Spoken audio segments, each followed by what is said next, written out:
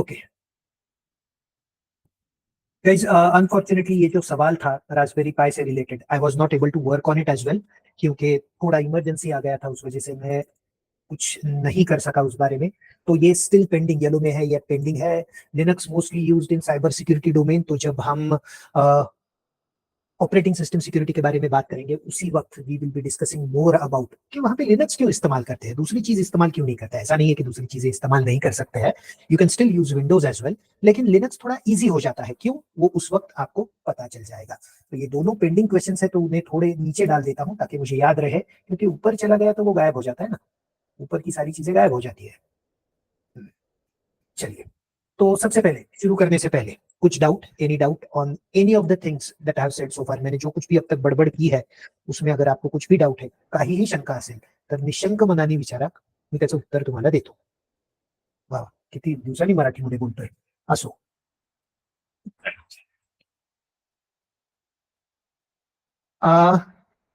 निकिता, हाँ निकिता जी, ये आपको मैं मेल करने वाला हूं. ओके, ये मेल इंडिविजुअली सबको, Nikita ji I am very sorry, individually सबको ये मैं मेल रिकॉर्डिंग नहीं कर सकता हूं, क्योंकि मुझे वो प्रिविलेजेस नहीं है. ओके, अगर आपको प्रीवियस वाले रिकॉर्डिंग्स नहीं मिले हैं तो प्लीज आप कनेक्ट कीजिए आपके बैच में, जो आपका बैच का जो कुछ भी ग्रुप है उसमें एक मैसेज डाल दीजिए कि मुझे रिकॉर्डिंग का एक्सेस नहीं मिला है, प्लीज दे दीजिए, तो you will get that access. Unfortunately मेरे पास वो प्रिविलेजेस नहीं है.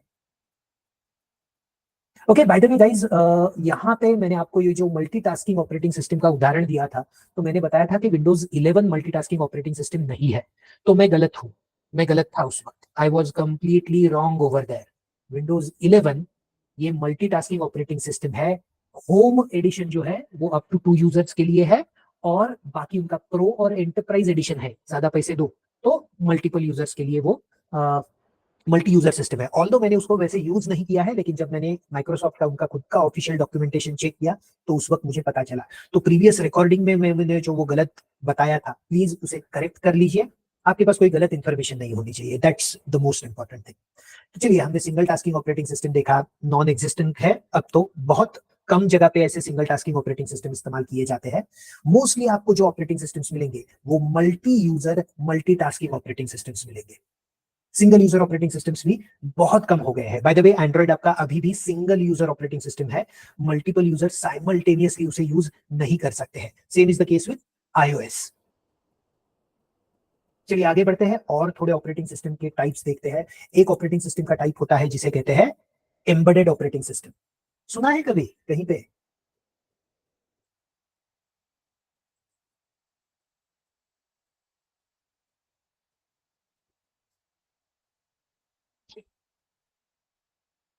ओके, मराठी ऐकून बरं वाटलं. अरे वा, छान. काय शनिवार पेठेत राहणारा माणूस आहे मी. लहानपणापासून शनिवार पेठेत पुण्यात राहिलो. हे पुण्यातल्या लोकांना कळेल शनिवार पेठेत राहणारा म्हणजे कसा खवूट माणूस येते. बाकी लोकांना नाही कळणार. बिचारी बाहेरनं आलेल्या लोकांना वाटतात पुण्यातले लोक चांगले आहेत. त्यांनी शनिवार पेठेतली लोक कधी एन्काउंटर नसतात केलेले, त्याच्यामुळे असो. हाँ, एम्बेडेड ऑपरेटिंग सिस्टम सुना है या नहीं सुना है? क्या होता है एम्बेडेड ऑपरेटिंग सिस्टम? कोई इलेक्ट्रॉनिक्स का बंदा है यहाँ पे? ठीक है, no problem. Embedded operating system भी आपको बता देते हैं क्या होता है. एम्बेडेड ऑपरेटिंग सिस्टम जो होते हैं वो स्पेशल पर्पज ऑपरेटिंग सिस्टम होते हैं. ओके, वो स्पेशल पर्पज ऑपरेटिंग सिस्टम होते हैं और उनका काम वेरी स्पेसिफिक होता है. फॉर एग्जाम्पल, आपने कभी वॉशिंग मशीन देखा है?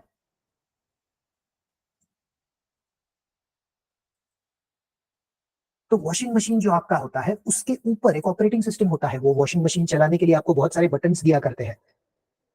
तो वो बटन प्रेस करके आप उसे ऑपरेट करते हैं. हाँ, कि मुझे आधे घंटे में कपड़े धो के होने चाहिए, मुझे ड्राई होके बाहर आने चाहिए, गर्म पानी में धोने हैं, जीन्स धोना है, कॉटन के कपड़े धोने हैं, तो अलग अलग मोड वगैरह सेट करके आप अलग अलग उसकी तरह ऊपर प्रोग्रामिंग करके आप वहां पे आपका वॉशिंग मशीन जो रन करते हो, it is an example of embedded operating system. It is an embedded operating system. उसका एक specific task, very correct Manish ji ने यहाँ पे एकदम परफेक्शन इस्तेमाल किया है. स्पेसिफिक टास्क के लिए बनाया जाता है वो ऑपरेटिंग सिस्टम, उससे ज्यादा वो काम नहीं करता है ऑपरेटिंग सिस्टम. फॉर एग्जाम्पल, मुझे अगर कल लगे कि भाई मेरा कंप्यूटर काम नहीं कर रहा है, मेरा मोबाइल काम नहीं कर रहा है, चलो वर्ड थोड़ा मैं मेरे जो वॉशिंग मशीन है उसके ऑपरेटिंग सिस्टम के ऊपर इंस्टॉल करके काम करूं, नहीं भाई नहीं, वो ऑपरेटिंग सिस्टम उसके लिए नहीं बनाया गया है, वो स्पेसिफिक टास्क के लिए बनाया गया है. So such operating systems they are called as embedded operating systems, mostly आपके पास अगर कुछ डीएसएलआर कैमरा वगैरह हो, उनके ऊपर भी जो ऑपरेटिंग सिस्टम होता है वो स्पेसिफिक टास्क के लिए, फोटो निकालने के लिए बनाया जाता है, and that is called as an embedded system और एम्बेडेड ऑपरेटिंग सिस्टम।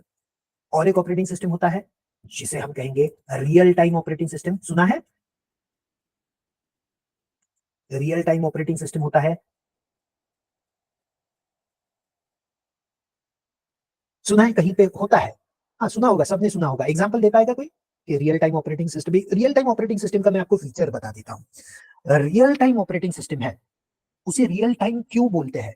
क्योंकि आप जो कुछ भी वो ऑपरेटिंग सिस्टम को काम करने के लिए बोलते हो, वो काम वो ऑपरेटिंग सिस्टम एक स्पेसिफिक टाइम में करता है।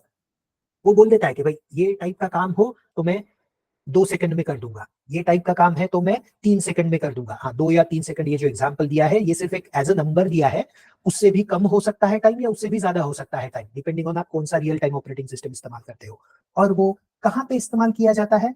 एक एग्जाम्पल बहुत अच्छा है रियल टाइम ऑपरेटिंग सिस्टम के लिए, पता है किसी को कहाँ पे इस्तेमाल किया जाता है? मैं एक शुरू का वर्ड दे देता हूं,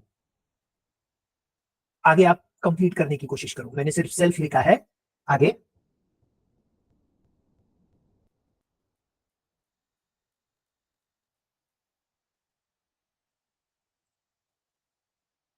यस, सेल्फ ड्राइविंग व्हीकल्स जो होते हैं, ओके, आपके जो सेल्फ ड्राइविंग व्हीकल्स होते हैं उनमें रियल टाइम ऑपरेटिंग सिस्टम इस्तेमाल करते हैं। क्यों भाई, माइक्रोसॉफ्ट विंडोज क्यों नहीं? इतना पुराना वाला ऑपरेटिंग सिस्टम है, अच्छा ऑपरेटिंग सिस्टम है, वो क्यों नहीं? क्योंकि आपका जो व्हीकल है उसको जो रिस्पॉन्स चाहिए, फॉर एग्जाम्पल आपका सेल्फ ड्राइविंग कार काम कैसे करता है, उसमें बहुत सारे कैमराज होते हैं और वो कैमराज डिटेक्ट करते हैं कि आजू बाजू में क्या चल रहा है। अगर एक आपके सामने कार है और आपका कैमरा डिटेक्ट करता है कि भाई ये सामने कार है, ओके, शायद उससे जाके टक्कर हो सकता है, तो रियल टाइम में वो ब्रेक लगना चाहिए। ऐसा नहीं होना चाहिए ब्रेक 10 सेकंड के बाद लग गया तो वो सामने वाला कार भी गया, आपका कार भी गया, सब वाट लग गया, ऐसा नहीं, रियल टाइम में रिस्पॉन्स होना चाहिए। इसीलिए रियल टाइम ऑपरेटिंग सिस्टम होता है, उनका स्पेशलिटी क्या होता है? उनका जो रिस्पॉन्स टाइम होता है वो फिक्स्ड होता है, and it is very real time, यानी जैसे ही आपने इनपुट दिया आपको रिस्पॉन्स आ गया, इतना फास्ट उसका रिस्पॉन्स होता है। इसीलिए इस टाइप के ऑपरेटिंग सिस्टम्स को बोलते हैं real time operating system. I guess मुझे एक नाम याद है, शायद से मैं भूल नहीं गया हूँ, तो QNX नाम का एक ऑपरेटिंग सिस्टम है। ओके, QNX नाम का एक ऑपरेटिंग सिस्टम है। तो QNX क्या है? यूनिक्स लाइक ऑपरेटिंग सिस्टम ही है, लेकिन वो एक रियल टाइम ऑपरेटिंग सिस्टम है। तो ये एक एग्जांपल आप याद रख सकते हो, QNX एक रियल टाइम ऑपरेटिंग सिस्टम है। और यहाँ पे आप देखिए रिसर्च इन मोशन जो अपना ब्लैकबेरी का कंपनी था, वो एसोसिएटेड है ये ऑपरेटिंग सिस्टम के साथ। So embedded operating systems, real time operating systems. अब आपको क्या करना है, थोड़े और एग्जांपल ढूंढो, जरा गूगल को परेशान करो और उसे बोलो कि भाई जरा एक दो तीन एग्जांपल दे दो मेरे को एम्बेडेड ऑपरेटिंग सिस्टम्स के। गूगल को और परेशान करो और उसे बोलो मुझे एक रियल टाइम ऑपरेटिंग सिस्टम के और दो तीन एग्जांपल दो, और वो कहाँ पे काम करते हैं, कैसे काम करते हैं, ये मुझे बताओ, तो आपको रियल टाइम और एम्बेडेड ऑपरेटिंग सिस्टम्स के बारे में और ज्यादा पता चल जाएगा। Guys, clear with this?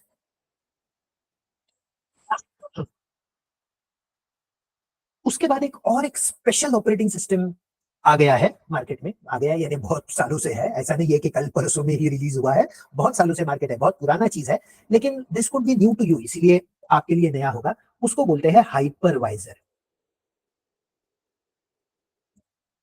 Hypervisor, ये फॉन्ट थोड़ा बहुत छोटा हो गया है क्या? थोड़ा बड़ा कर लेते हैं ना फॉन्ट को। ये हाइपरवाइजर कहते हैं इसे। तो क्या किसी को पता है ये हाइपरवाइजर क्या होता है? सुना है कभी हाइपरवाइजर के बारे में?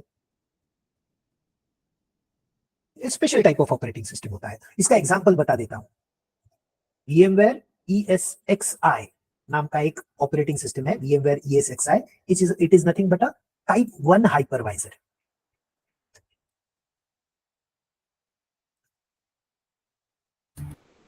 वैसे ही VMware का ESXi जैसा एक टाइप 1 हाइपरवाइजर है, वैसे ही एक कंपनी है, ओके, उनका भी हाइपरवाइजर है, वो है न्यूटानिक्स। न्यूटानिक्स, न्यूटानिक्स जैसे उनका स्पेलिंग है वैसे मैं प्रोनाउंस कर रहा हूं, शायद से मेरा प्रोनाउंसिएशन गलत हो सकता है, but I don't mind it, spelling तो सही है। तो न्यूटानिक्स का भी एक हाइपरवाइजर है, न्यूटानिक्स सर्वर। तो ये जो हाइपरवाइजर्स है, दोनों ही टाइप 1 हाइपरवाइजर है, ये जो हाइपरवाइजर्स है They allow you to create virtual machines. They allow you to create virtual machines. Yes, that is correct. Parineeta जी और स्नेहा जी इन्होंने फाइंड आउट कर लिया है कि वर्चुअल मशीन्स क्रिएट करने हैं तो हमें हाइपरवाइजर का इस्तेमाल करना पड़ेगा। तो VMware का ESXi है, Nutanix का सर्वर है, Citrix का भी सर्वर है। एक अंदर की बात बता देता हूँ, ये जो Citrix का हाइपरवाइजर है ना, Citrix सर्वर नाम का उनका हाइपरवाइजर जो है वो एक्चुअली इंटरनली Amazon AWS इस्तेमाल करता है। तो Amazon AWS जो है ना वो इंटरनली उनका पूरा का पूरा वो जो वर्चुअल मशीन्स वगैरह बनाते हैं ना, तो वो सारे Citrix सर्वर पे बनाते हैं। वो भी उनका भी हाइपरवाइजर है। तो ये हाइपरवाइजर करता क्या है? तो सबसे पहले आपके पास हार्डवेयर है, यहाँ पे आपके पास एक हार्डवेयर है, ओके। हार्डवेयर के ऊपर आप ये हाइपरवाइजर ऑपरेटिंग सिस्टम इंस्टॉल करोगे। हाइपरवाइजर ऑपरेटिंग सिस्टम नहीं बोलते हैं उसे, उसे सिर्फ कहते हैं हाइपरवाइजर,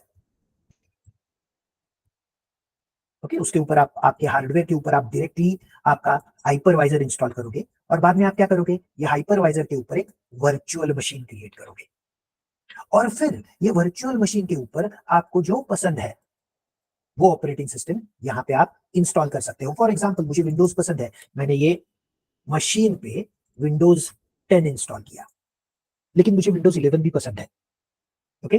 तो इट इज क्वाइट पॉसिबल कि आप ये वर्चुअल मशीन के ऊपर instead of Windows 10 Windows 11 install करोगे।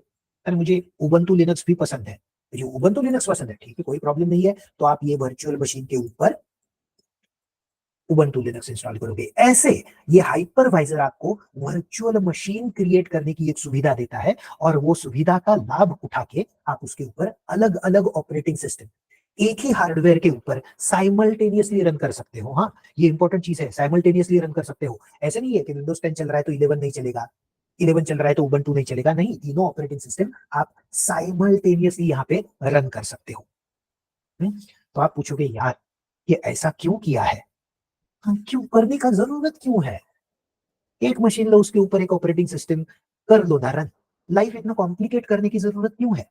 क्योंकि देखिए, सबसे पहले तो इससे हम जैसे जो ट्रेनर लोग होते हैं उनका फायदा होता है, हमें कुछ सिखाने को मिलता है, हमारा रोजी रोटी चलता है, हमारे बच्चों के स्कूल की फीस वगैरह भरे जाते हैं। तो पहला फायदा ये है। ये फायदा इंटरव्यू में मत बताओ गाइस, नहीं तो इंटरव्यू में जाके बताओगे कि हाँ हमारे ट्रेनर का घर चलता है ये सारे कॉन्सेप्ट पे, तो ऐसा मत बताओ, है वो फायदा लेकिन एक्सेप्ट नहीं करेगा कोई। तो इसका फायदा क्या है, आप हार्डवेयर का यूटिलाइजेशन जो है वो बहुत अच्छी तरीके से कर सकते हो। तो कंप्यूटर वाले जो लोग थे, यानी कंप्यूटर साइंटिस्ट हम जिन्हें कहते हैं, वो कंप्यूटर साइंटिस्ट ऑब्जर्व कर रहे थे, साला हार्डवेयर का यूटिलाइजेशन तो अच्छी तरह से हो ही नहीं रहा है। आप बोलोगे प्रूव करके दिखाओ, चलिए प्रूव करके दिखाते हैं। तो अगर मैं यहाँ पे मेरे टास्क मैनेजर में जाता हूँ और यहाँ पे परफॉर्मेंस में जाके देखता हूँ, चलिए मेरा सीपीयू का यूटिलाइजेशन देखते हैं, क्या है मेरा, कितना परसेंट सीपीयू यूटिलाइजेशन हो रहा है, कोई बता सकता है स्क्रीन पे देख के? आई नो ये अनफॉर्चुनेटली इसका फॉन्ट और मैं बढ़ा नहीं कर सकता हूँ, बट क्या कोई बता सकता है मेरा सीपीयू का यूटिलाइजेशन कितना है? हाँ, अब तो और कम हो गया है, 20%, 25%। अब सोच लीजिए कि अगर मैंने ये सीपीयू के लिए 100 रुपए दे दिए हैं, ये सीपीयू खरीदने के लिए मैंने 100 रुपए दे दिए हैं, मेरा ऑपरेटिंग सिस्टम कितना यूटिलाइजेशन कर रहा है उसमें से? हाँ, 50% तक जा रहा है। डेफिनेटली ऊपर नीचे होता रहता है, लेकिन ऑन एन एवरेज अगर आप देखोगे तो ये ज्यादा यूटिलाइजेशन नहीं कर रहा है। तो मैंने अगर 100 रुपए दिए हैं ये सीपीयू के लिए, मैं यूटिलाइज कितना कर रहा हूँ? 20 रुपए का सीपीयू, 80 रुपए वाया गेले मजे, 80 रुपए वाया गेले। Okay, so the thing is, यहाँ पे इन्होंने क्या कहा, ऐसे यहाँ पे ये जो सीपीयू वेस्ट हो रहा है, इंस्टेड ये जो सिंगल सीपीयू या मल्टीपल सीपीयूज है ये हम शेयर कर लेंगे ये वर्चुअल मशीन्स के ऊपर। यानी ये जो एक सीपीयू है, ये वर्चुअल मशीन्स जो है ये शेयर करते हैं, थोड़ी देर ये इस्तेमाल करता है, थोड़ी देर ये इस्तेमाल करता है, और हमें लगता है कि ये सारी चीजें साइमल्टेनियसली हो रही है। देखो मेमोरी यूटिलाइजेशन भी देखो, मेरे कंप्यूटर में 16 GB रैम है, मैं कितना रैम यूज कर रहा हूँ? How much RAM am I using? I am using approximately 50% of the RAM, approximately, एकदम हार्ड एंड फास्ट नहीं। आप बोलोगे नहीं नहीं सर आप 50% से ज्यादा 52.68% इस्तेमाल कर रहे हो, इतना क्रिटिकल होने की जरूरत नहीं है। तो यहाँ पे सिर्फ 9.6 GB इस्तेमाल कर रहा हूं मैं आउट ऑफ 16 GB, बाकी का पैसा तो दिया है, इस्तेमाल कर रहा हूँ नहीं कर रहा हूँ। तो यहाँ पे क्या होता है, जैसे सीपीयू मल्टीपल वर्चुअल मशीन यहाँ पे शेयर करते हैं, वैसे ही आपका रैम जो है वो भी आपके मल्टीपल वर्चुअल मशीन शेयर करते हैं। यानी ये वर्चुअल मशीन कहेगा ये रैम का थोड़ा सा पार्ट मेरे को चाहिए, यही रैम का उसके बाजू वाला थोड़ा सा पार्ट मुझे चाहिए, ये वर्चुअल मशीन को और बाजू वाला पार्ट दे दिया। तो इस तरीके से आपका हार्डवेयर का जो यूटिलाइजेशन है वो बेटर करने के लिए ये हाइपरवाइजर्स आ गए हैं, and that is the use of these hypervisors. और यहाँ पे वर्चुअल मशीन क्रिएट करना, उसे डिप्लॉय करना बहुत आसान होता है। हार्डवेयर वगैरह जोड़ने की जरूरत नहीं है, बस यहाँ पे एक वर्चुअल मशीन क्रिएट कर दो और आपका काम हो गया। तो इस तरह से एक हाइपरवाइजर नाम का एक स्पेशल ऑपरेटिंग सिस्टम हमें यहाँ पे मिलता है। जैसे हमने ये टाइप 1 हाइपरवाइजर दिया देखा, जहां पे हार्डवेयर के ऊपर हमने हाइपरवाइजर इंस्टॉल किया, वैसे ही एक टाइप 2 हाइपरवाइजर होता है। ये टाइप 2 हाइपरवाइजर क्या भाई, एक टाइप खत्म नहीं हुआ दूसरा टाइप आ गया। तो उसपे क्या होता है, आपका हार्डवेयर होता है, इमीडिएटली आपका हाइपरवाइजर नहीं होता है, उसके ऊपर आपका एक होस्ट ऑपरेटिंग सिस्टम होता है। यानी मेरा हार्डवेयर है, उसके ऊपर मैंने विंडोज 11 इंस्टॉल किया है, फिर उसके ऊपर मैं मेरा हाइपरवाइजर इंस्टॉल करूंगा, इसे हम कहते हैं टाइप 2 हाइपरवाइजर। टाइप 1 हाइपरवाइजर जो है वो डायरेक्टली हार्डवेयर पे इंस्टॉल होता है। टाइप 2 हाइपरवाइजर जो है वो हार्डवेयर के ऊपर आपका ऑपरेटिंग सिस्टम और उसके ऊपर आपका हाइपरवाइजर इंस्टॉल होता है। टाइप 2 हाइपरवाइजर कौन कौन से हैं, तो उसमें दो एग्जांपल्स बहुत अच्छे हैं। एक है VMware वर्क स्टेशन, और दूसरा एक बहुत फेमस हाइपरवाइजर है, वो है ओरेकल का वर्चुअल बॉक्स। ओरेकल का virtual box actually free hypervisor है। VMware का वर्क स्टेशन वो बोलते हैं भाई इस्तेमाल करना है, पैसे दे दो और इस्तेमाल करो। और फिर यहां पर भी मैं सिमिलरली मेरे वर्चुअल मशीन्स क्रिएट कर सकता हूं और उसके ऊपर मल्टीपल ऑपरेटिंग सिस्टम्स रन भी कर सकता हूं। डॉस कर लिया मैंने इंस्टॉल, मेरे को करना है डॉस 6.22 भी चल जाएगा यहाँ पे। तो इस तरह से आप ये हाइपरवाइजर यूज कर सकते हो। और अब हम क्या करने वाले हैं, अभी नहीं, आज नहीं, लेकिन हमारे आने वाले लेक्चर में मैं इसका पूरा का पूरा डेमो करके आपको दिखाने वाला हूँ। मेरे पास हार्डवेयर है, विंडोज 11 है, यहाँ पे हम ओरेकल वर्चुअल बॉक्स या हाइपरवाइजर इंस्टॉल करेंगे, उसके ऊपर एक वर्चुअल मशीन क्रिएट करेंगे और फिर उसके ऊपर एक ऑपरेटिंग सिस्टम भी इंस्टॉल करेंगे, उबंटू लिनक्स इंस्टॉल करेंगे, और देखेंगे कि यहाँ पे मैं simultaneously Windows operating system as a host operating system इस्तेमाल कर सकता हूँ और Ubuntu operating system as a guest operating system इस्तेमाल कर सकता हूँ। यानी एक ही हार्डवेयर पे I am running multiple operating systems. Guys, क्या ये हाइपरवाइजर का कॉन्सेप्ट क्लियर हो गया है?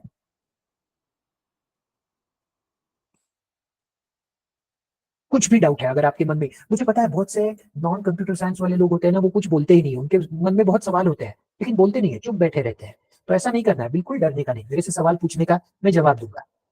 अब तक का मेरा सेशन देख लो, मैंने बहुत सारे, लगभग अभी 2 साल से मैं फर्स्ट बिट सॉल्यूशन के साथ काम कर रहा हूँ। मैंने अब तक किसी को सवाल पूछने के लिए फांसी दे दी है या उसका खून कर दिया है, ऐसा नहीं किया है। आप थोड़ी चौकसी करो इन बता। सो डरने का नहीं, सवाल पूछने का, यहाँ पे पूछो सवाल। आपको इंटरव्यू में जवाब देने को आना चाहिए, यहाँ पे सवाल पूछने से डरने का नहीं है, लाजाई से नहीं, अजीब बात। Very good guys, is this thing clear? चलिए, तो आगे बढ़ते हैं। तो हम जब यहाँ पे कहते हैं ऑपरेटिंग सिस्टम, तो ऑपरेटिंग सिस्टम्स के अलग अलग कंपोनेंट्स होते हैं। अब हम स्पेसिफिकली एक डेस्कटॉप मशीन या आपका जो लैपटॉप है, हम कोई स्पेशल पर्पस, ये सारे जो है हाइपरवाइजर है, एम्बेडेड ऑपरेटिंग सिस्टम है, रियल टाइम ऑपरेटिंग सिस्टम है, ये सारे सब स्पेशल पर्पस ऑपरेटिंग सिस्टम्स है, हम इसके बारे में बात नहीं कर रहे हैं। हम एक जनरल पर्पस ऑपरेटिंग सिस्टम के बारे में बात कर रहे हैं। तो वहां पे ऑपरेटिंग सिस्टम का आर्किटेक्चर होता कैसा है, ऑपरेटिंग सिस्टम होता है यानी क्या होता है। तो ऑपरेटिंग सिस्टम में सबसे पहले आता है, actually it is not part of your operating system, but सबसे नीचे आता है हार्डवेयर। बिना हार्डवेयर के ऑपरेटिंग सिस्टम नहीं चल सकता। तो सबसे नीचे, सबसे बॉटम में आता है आपका हार्डवेयर। हार्डवेयर के ऊपर एक बंदा आता है, बहुत काम करने वाला, बहुत काम का बंदा है, जिसे हम कहते हैं ऑपरेटिंग सिस्टम का कर्नल। तो ऑपरेटिंग सिस्टम जो काम करता है ना, ऑपरेटिंग सिस्टम के बहुत सारे काम करता है जो, वो है ये बेचारा कर्नल। बहुत काम करता है लेकिन उसको रिकॉग्निशन ही नहीं देता है कोई, सब बोलता है ऑपरेटिंग सिस्टम ने किया, नहीं भाई, कर्नल करता रहता है। तो कर्नल का काम क्या है, कर्नल का काम, एक जो बहुत इंपॉर्टेंट काम कर्नल करता है, वो करता है रिसोर्स मैनेजमेंट। आपके कंप्यूटर में बहुत सारे हार्डवेयर रिसोर्सेस है, तो ये हार्डवेयर रिसोर्स मैनेजमेंट का काम कौन करता है, ये हार्डवेयर रिसोर्स मैनेजमेंट का काम आपका कर्नल करता है। Guys just give me a minute, sorry मुझे एक फोन कॉल आ रहा है, I have to take this call, sorry for this, just give me a minute.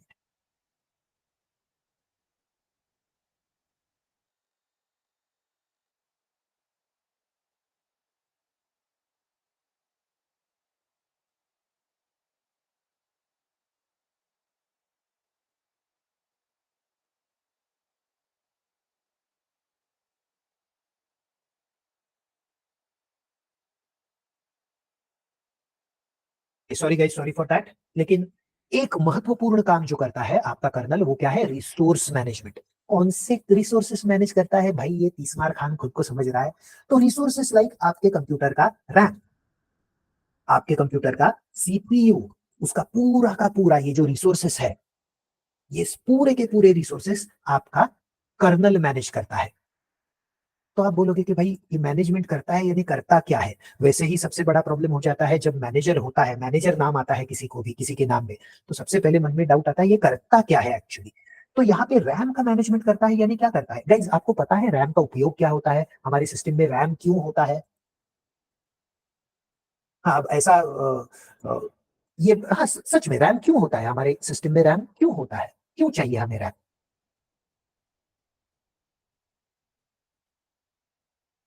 Okay, चलिए मैं उसका जवाब दे देता हूं आपको। To run application. Shubham ji ने करेक्ट जवाब दे दिया है। शुभम जी, आप क्या जावा की क्लास में थे क्या मेरे? शायद से। क्योंकि शुभम पगारी ये नाम मैंने देखा है। ओके, आप सॉफ्टवेयर टेस्टिंग में हो तो शायद वो शुभम पगारी जी कोई और होंगे जिनको मैंने जावा सिखाया था। फॉरगेट अबाउट दैट यार। ओके, वही है। हाँ, तो चलिए रैम का काम क्या होता है ये देख लेते हैं। आपका जो प्रोसेस एग्जीक्यूट होता है ना, वो रैम में एग्जीक्यूट होता है। ओके, मकसूद जी भी शायद उसी जावा के बैच में थे। ये याद है, ये लोग जो आंसर देते हैं ना उनके नाम हमेशा आते हैं। हाँ। हाँ, तो चलिए अब आगे बढ़ते हैं यार, टाइम पास काय करूँ मैं कुछ इनमें। हाँ, सो रैम का काम क्या होता है? आपका प्रोसेस का एग्जीक्यूशन। यानी यहाँ पे जब मैं ये वर्ड का आइकन क्लिक करता हूं तो मेरा वर्ड का प्रोसेस शुरू होता है। अरे प्रोसेस शुरू होता है यानी क्या होता है? आपका वर्ड का एग्जीक्यूटेबल फाइल हार्ड ड्राइव में स्टोर होता है, वो हार्ड ड्राइव से रैम में लाया जाता है, और रैम में फिर वो प्रोसेस का एग्जीक्यूशन होता है। आपका प्रोसेस यानी क्या होता है? Set of instructions. तो वो सेट ऑफ इंस्ट्रक्शंस कहाँ पे होते हैं? उसके बाइनरी फाइल में या एग्जीक्यूटेबल फाइल में। एग्जीक्यूटेबल फाइल कहाँ पे होता है? हार्ड हार्ड ड्राइव पे होता है। हार्ड ड्राइव से वो रैम में लाया जाता है, और फिर रैम में आने के बाद फिर सीपीयू उसका एग्जीक्यूशन करता है। तो ये काम रैम का है। तो देखिए बहुत सारे हमारे मल्टीटास्किंग ऑपरेटिंग सिस्टम है। मल्टीटास्किंग ऑपरेटिंग सिस्टम यानी मल्टीपल टास्क साइमल्टेनियसली हो रहे हैं। तो अभी ये जो सारा रैम है मेरे पास, 16 जीबी का रैम है मेरे पास, उसमें कौन सा प्रोसेस कहाँ पे जाएगा, कौन सा प्रोसेस जाके कहाँ पे बैठेगा, ये डिसाइड कौन करता है? ये आपका कर्नल करता है। कर्नल बोलता है प्रोसेस को, ए प्रोसेस तेरे को रन करना है ना, चल वहां पे जा, वो जगह तेरे लिए मैंने रिजर्व करके रखा है, वहां पे दूसरा कोई नहीं आएगा जब तक तू रन करेगा, जा वहां पे जाके बैठ के रन कर। इस तरह से रैम का पूरा मैनेजमेंट आपका कर्नल करता है। वो हम डिटेल में देखने वाले हैं आगे जाके, लेकिन ये एक शॉर्ट ओवरव्यू है उसका। CPU management. सीपीयू मैनेजमेंट यानी क्या? आपका प्रोसेस एग्जीक्यूट होता है यानी क्या होता है? Process is nothing but set of instructions. वो इंस्ट्रक्शंस आपका CPU one by one execute करता है। अभी मेरे पास तो मल्टीटास्किंग ऑपरेटिंग सिस्टम है, यानी मल्टीपल प्रोसेसेस साइमल्टेनियसली एग्जीक्यूट होने वाले हैं। तो फिर सीपीयू कैसे काम करेगा? सीपीयू मल्टीपल थिंग साइमल्टेनियसली तो नहीं एग्जीक्यूट कर सकता। तो हर प्रोसेस को सीपीयू देने का काम, सीपीयू एलोकेट करने का काम ये कर्नल करता है। तो वो हम प्रोसेस मैनेजमेंट नाम का चीज जब सीखेंगे, उस वक्त हम डिटेल में देखेंगे कि ये कैसे काम करता है। तो रिसोर्स मैनेजमेंट में आ गया आपका रैम और सीपीयू मैनेजमेंट। बाद में प्रोसेस मैनेजमेंट भी करता है आपका सीपीयू,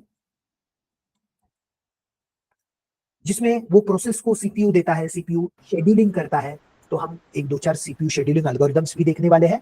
बाद में आपका कर्नल डिवाइस मैनेजमेंट भी करता है। डिवाइस मैनेजमेंट यानी क्या करता है? आपका जो डिवाइस है और आपका जो सॉफ्टवेयर है, ये दोनों के बीच का जो कम्युनिकेशन है, वो ये कर्नल अचीव करता है by making use of your device driver. तो आपका डिवाइस ड्राइवर जो है वो भी एक part of your operating system है, ये लेयर पे आएगा। फॉर एग्जाम्पल, मैं वर्ड के डॉक्यूमेंट में गया, वर्ड के डॉक्यूमेंट में जाने के बाद मैंने प्रिंट कमांड दे दिया। अगर मैंने यहाँ पे प्रिंट कमांड दे दिया तो क्या वो प्रिंटर को डेटा डायरेक्टली वर्ड भेजने वाला है? नहीं नहीं नहीं, ऐसा नहीं होता है। जो वो फाइल मुझे प्रिंट करना है उसका डेटा पहले कर्नल के पास जाता है। कर्नल वो डिवाइस के डिवाइस ड्राइवर के साथ उसका एकदम क्लोज फ्रेंडशिप है। ये डिवाइस ड्राइवर जो है और कर्नल है, ये एकदम पुराने दोस्त है। ओके, तो कर्नल क्या करता है? वो डिवाइस ड्राइवर के साथ कम्युनिकेट करके वो डिवाइस को वो सारा डेटा भेज देता है, और फिर आपका एक्चुअल में प्रिंट आउट हो जाता है। तो इस तरह से आपका कर्नल। तो ये जो कर्नल और डिवाइस ड्राइवर होता है, ये एकदम बहुत ही क्लोज फ्रेंड्स होते हैं। तो आप जब वर्ड का कोई डॉक्यूमेंट प्रिंट कर रहे हो तो आप डायरेक्टली वो हार्डवेयर को एक्सेस नहीं कर पाते हो। आपका क्या होता है? आप सबसे पहले आपका वर्ड एप्लीकेशन ये कर्नल को बात करेगा, कर्नल से बोलेगा कि ये भाई मेरे दोस्त, सारा अपना प्रिंट आउट निकलना है, तेरा वो दोस्त है ना प्रिंटर, उससे निकलवा के देना। तो कर्नल बोलता है हाँ अपना सब जगह पे पहचान है, वो सारा डेटा वहां से आपका ले लेता है और प्रिंटर को भेजने का काम कर्नल करता है। तो यहाँ पे डायरेक्ट कम्युनिकेशन नहीं होता है प्रोसेस का और डिवाइस का, it happens via the kernel using the device driver. बाद में आपका जो कर्नल है वो मेमोरी मैनेजमेंट भी करता है। मेमोरी मैनेजमेंट यानी क्या करता है, रैम में आपका जो प्रोसेस लोड होता है, फॉर एग्जांपल समझ लीजिए ये रैम है और रैम में आपका यहाँ पे एक प्रोसेस पहले से ही लोडेड है, यहाँ पे ये प्रोसेस लोड किया गया है और दूसरा प्रोसेस रैम में यहाँ पे लोड कर दिया है। तो कर्नल सिक्योर कैसे करता है, ये दूसरा, ये एप्लीकेशन 1 है, ये एप्लीकेशन 2 है, इट मेक श्योर कि एप्लीकेशन 2 एप्लीकेशन 1 का डेटा एक्सेस ना कर पाए। ये अरे sorry guys, extremely sorry about that, भूल गया, वो डिस्कनेक्ट हो गया था, वही झालं रे माझा आता असो। हाँ? तो चलिए फिर से बता देता हूं मैं, समझ लीजिए ये रैम है आपका ग्रीन कलर का और उसमें एक ब्लू कलर का प्रोसेस है और एक येलो कलर का प्रोसेस है। तो आपका ये जो ग्रीन कलर का रैम है उसमें ये ब्लू वाले कलर वाले प्रोसेस को मेमोरी दे दिया और यहाँ पे ये येलो वाले प्रोसेस को मेमोरी दे दिया। अब ऑपरेटिंग सिस्टम सिक्योरिटी, ये कर्नल जो देखता है उसमें क्या देखता है, इट मेक श्योर कि ये 2 नंबर का एप्लीकेशन है ना, इसको 1 नंबर के एप्लीकेशन को जो मेमोरी एलोकेट की है उसमें एक्सेस नहीं देता है। अगर 2 नंबर का एप्लीकेशन ऐसा कुछ काम करने की कोशिश करता है तो ऑपरेटिंग सिस्टम ये 2 नंबर वाले प्रोसेस को टर्मिनेट कर देता है। तो ये सारी जो सिक्योरिटी रिलेटेड आपके ऑपरेटिंग सिस्टम में जो कुछ भी सिक्योरिटी रिलेटेड काम है वो आपका कर्नल करता है। तो इस तरह से आपका kernel resource management, process management, device management, memory management और सिक्योरिटी, ये सारी की सारी चीजें आपका कर्नल ही देखता है। Guys, is this thing clear? Sorry थोड़ा क्यों डिस्कनेक्ट हो गया था पता नहीं, साला एयरटेलचं कनेक्शन तर चांगलं आहे असं म्हणतात, पण whatever, I hope everything is clear. कुछ भी डाउट है तो मुझे बता दीजिए।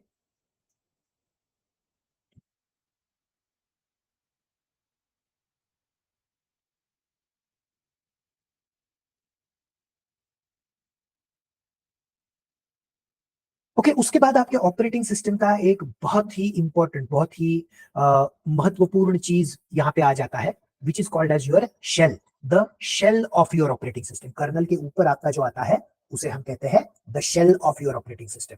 ये शेल के 2 टाइप होते हैं। 2 टाइप जो होते हैं वो होता है, एक ग्राफिकल यूजर इंटरफेस वाला शेल होता है आपका और दूसरा टाइप होता है आपका कमांड लाइन इंटरफेस। इंटरफेस का स्पेलिंग गलत हो गया क्या? हाँ ए रह गया। ओके ऐसा स्पेलिंग गलत हो जाए तो थोड़ा इग्नोर कर दीजिए, वो आप करेक्ट कर लीजिए। तो यहाँ पे क्या आता है, कर्नल के ऊपर आपका शेल आता है और आपका शेल जो है it allows you to interact with your operating system. यानी यहाँ पे ये जो स्टार्ट बटन देख रहे हो ये मेरे ग्राफिकल यूजर शेल का पार्ट है। यहाँ पे ये मैं मेरे इक्लिप्स आईडी को क्लिक करता हूँ तो वे मेरे ग्राफिकल यूजर शेल का पार्ट है। ओके सतेज जी का कुछ क्वेश्चन है, I I go to that question, मुझे जरा शेल एक्सप्लेन करने दीजिए उसके बाद I will take that question. तो यहाँ पे ग्राफिकल यूजर इंटरफेस जो आपका शेल होता है it is nothing but this user interface that you see and this user interface is used to interact with the operating system. तो सिर्फ ये ग्राफिकल यूजर इंटरफेस ये एक शेल नहीं है, एक आपका कमांड बेस इंटरफेस भी होता है, ऐसा टर्मिनल जैसा दिखता है जहां पे आप आपके कमांड एग्जीक्यूट करके अलग अलग चीजें कर सकते हो। तो ये 2 तरह के शेल होते हैं through which you can communicate with your operating system. चलिए एक कर्नल ओएस के साथ इंस्टॉल होता है या कस्टम कर्नल भी इंस्टॉल कर सकते हैं। सतेज जी ने शायद एंड्रॉइड रूट करके वहां पे कस्टम कर्नल वगैरह इंस्टॉल करने का प्रयत्न किया है, कुछ गलत बात नहीं है उसमें, करेक्ट है आपका। जनरली आपका जो ऑपरेटिंग सिस्टम है कर्नल उसके साथ ही इंस्टॉल होता है। Can we install custom kernels? हाँ कुछ ऑपरेटिंग सिस्टम आपको ये सुविधा देती है कि नहीं भाई मुझे ये ऑपरेटिंग सिस्टम ने जो दिया है वो कर्नल नहीं चाहिए, मेरे को मेरा खुद का कर्नल इंस्टॉल करना है। So that is quite possible. क्या मैं विंडोज में मेरा खुद का कर्नल इंस्टॉल कर सकता हूँ? नहीं, बिल्कुल नहीं। विंडोज कहता है नहीं, मैं जो कर्नल दूंगा वही इस्तेमाल करना है, वही इस्तेमाल करना है, दूसरा कोई भी इस्तेमाल नहीं करना है। क्या मैं लिनक्स में मेरा कस्टम कर्नल इंस्टॉल कर सकता हूँ? हाँ बिल्कुल, ओपन सोर्स ऑपरेटिंग सिस्टम है भाई, कुछ भी करो। तो लिनक्स ऑपरेटिंग सिस्टम में ये सुविधा है जहां पे आप आपका खुद का कर्नल डिजाइन करके या किसी और दूसरे बंदे ने जो कर्नल डिजाइन किया है वो भी आप इंस्टॉल कर सकते हो। हाँ एंड्रॉइड में बहुत सारे फीचर्स आते हैं, एंड्रॉइड का आपको कस्टम रोम मिल जाता है और यहाँ पे कस्टम रोम में जनरली जो कर्नल आते हैं वो कस्टम कर्नल आते हैं। तो शायद से सतीश जी ने ऐसा कुछ ट्राई किया होगा इसलिए इन्होंने ये पूछा होगा, या शायद वो डेवॉप्स में काम करते हैं जहां पे उनमें उनको किसी ने लिनक्स में कर्नल कंपाइल करके इंस्टॉल करने का काम दिया होगा। Okay I don't know what is the correct scenario for him, but yes it is possible but not in all operating system, in some operating system. Linux में कर सकते हैं, एंड्रॉइड जो गूगल का एंड्रॉइड आता है वहां पे नहीं कर सकते हैं। जो कस्टम रोम आते हैं एंड्रॉइड के, एंड्रॉइड ओपन सोर्स प्रोजेक्ट, ये आपने सुना होगा, AOSP, Android open source project, वहां पे आप आपका कस्टम कर्नल इंस्टॉल कर सकते हो। आगे विशाल जी का एक सवाल है, सर ये पावर शेल और कमांड प्रॉम्प्ट क्या है? ओके, वेरी गुड क्वेश्चन विशाल जी, वेरी गुड क्वेश्चन। ये पावर शेल या ये जो कमांड प्रॉम्प्ट होता है, ये एक यूजर इंटरफेस है जहां पे आप बहुत सारे काम कर सकते हो। जैसे आप यूजर इंटरफेस में आप काम करते हो, वैसे ही आप ये काम आपके कमांड लाइन पे भी कर सकते हो। एक एग्जांपल देके बताता हूं, क्योंकि एग्जांपल से सारी चीजें बहुत अच्छी तरह से क्लियर होती है। तो क्या है, मुझे मेरे डॉक्यूमेंट्स डायरेक्टरी में क्या क्या फाइल्स है ये देखने हैं। तो मैं क्या करूंगा, मेरा एक्सप्लोरर खोल दिया मैंने पहले, बाद में मैं डॉक्यूमेंट्स डायरेक्टरी में चला गया, जरा फॉन्ट बड़े कर देता हूं ताकि आपको भी पता चले। हाँ, कोई ऑब्जेक्शनेबल फाइल तो नहीं है ना? ऑब्जेक्शनेबल फाइल है तो यहाँ पे जरा इग्नोर कर दीजिए। हाँ, माई चीट टेबल, यानी मैं कहीं पे चीटिंग नहीं कर रहा हूँ, चीट शीट होता है ना, वो वहां पे है और वो भी खाली है। ये तो बोलेंगे सर चीटिंग करते हैं कुछ ना कुछ। तो यहाँ पे देखिए, मुझे ये सारे फाइल्स यहाँ पे मेरे पास है, ये मुझे दिख रहा है। तो क्या मैं ये चीज मेरे पावर शेल में भी कर सकता हूँ? हाँ बिल्कुल, पावर शेल मैंने लॉन्च कर दिया। चलिए डॉक्यूमेंट्स डायरेक्टरी में जाते हैं। तो जैसे देखिए, मैंने यहाँ पे एक एक ऑपरेशन करके देखते हैं। मैंने यहाँ पे मेरा एक्सप्लोरर ओपन किया, तो एक्सप्लोरर ओपन किया तो मैं डॉक्यूमेंट्स डायरेक्टरी में नहीं था, तो यहाँ पे डॉक्यूमेंट्स डायरेक्टरी का शॉर्टकट है मेरे पास, मैंने उसको क्लिक किया तो मैं डॉक्यूमेंट्स डायरेक्टरी में गया और यहाँ पे मुझे सारे फाइल्स यहाँ पे देखने को मिले कि क्या क्या फाइल्स है यहाँ पे। ओके, वैसे ही अब मैं यहाँ पे क्या करने वाला हूँ, यहाँ पे मैं जाके सीडी डॉक्यूमेंट्स, मैं डॉक्यूमेंट्स डायरेक्टरी में चला गया और यहाँ पे ls कमांड एग्जीक्यूट कर दिया। तो देखिए यहाँ पे मुझे सारे के सारे डॉक्यूमेंट्स का लिस्ट यहाँ पे मुझे मिल गया। जो मैं यहाँ पे ग्राफिकल यूजर इंटरफेस में काम करता हूँ, वैसे ही मैं बहुत सारे काम यहाँ पे कमांड लाइन इंटरफेस में भी कर सकता हूँ। तो आप कहोगे ये दो दो टाइप के इंटरफेसेस क्यों दिए? तो ये जो ग्राफिकल यूजर इंटरफेस है, ये बहुत इजी टू यूज होता है, बहुत आसानी से आप इस्तेमाल कर सकते हो। लेकिन अगर इसमें कुछ ऑटोमेशन करना है, कुछ आपको अमेजिंग चीजें करनी है, तो इट इज लिटिल डिफिकल्ट। यहाँ पे आपको कुछ ऑटोमेशन करना है, यहाँ पे आपको कुछ स्क्रिप्ट्स वगैरह लिखने हैं, तो ये टर्मिनल पे या कमांड प्रॉम्प्ट पे ये बहुत आसानी से या इजीली हो सकता है। इसीलिए ये दो टाइप के इंटरफेसेस आपको दिए हैं। और आगे जाके अगर आप कभी देखोगे तो आपको पता चलेगा, जो एडमिनिस्ट्रेशन वगैरह करने वाले लोग होते हैं, इनको ये ज्यादा अच्छा रहता है।